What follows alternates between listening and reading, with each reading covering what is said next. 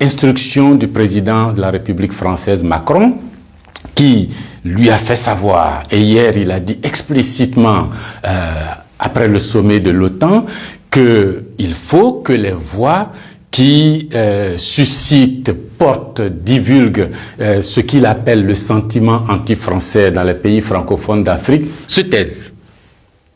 Le président français demande à nos chefs d'État africains francophones de fermer nos bouches. Parce que, selon lui, nous cultivons un sentiment anti-français. Mais vous savez très bien que c'est faux. Monsieur le Président Macron, il n'y a pas de sentiment anti-français ici. Ce que vous appelez sentiment anti-français, d'ailleurs, comment vous allez présenter ça? Je suis en train de parler en français, là. J'ai rien contre le français en tant que langue. Je ne parle pas en sénoufou, ou en djoula, ou en sérère, ou en wolof, ou je ne sais quoi, soninké, bambara, ou quoi d'autre.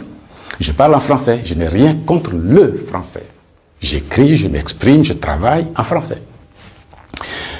Je n'ai rien contre les Français. Nous n'avons ici, en Afrique francophone, rien contre les Français. Ils sont nombreux, ils ont des entreprises, ils créent des emplois pour nous, ils payent des impôts. Nous sommes nombreux à travailler avec eux, à travailler pour eux. Ils travaillent souvent pour nous. Nous sommes des amis, nous nous marions, nous vivons ensemble, ici comme en France, sans aucune animosité. Donc, ce n'est pas un sentiment contre les Français ou contre le Français.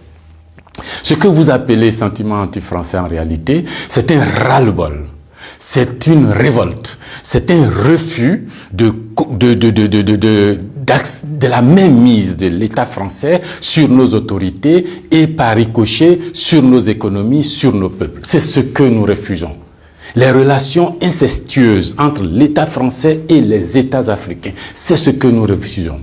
Les relations de connivence entre l'État français et les États africains, c'est ce que nous refusons. Parce que simplement ces relations étouffent la démocratie. Ces relations étouffent le respect des droits de l'homme. Ces relations étouffent la possibilité que nous devons avoir de demander des comptes à nos dirigeants. Ces relations étouffent l'expression plurielle chez nous.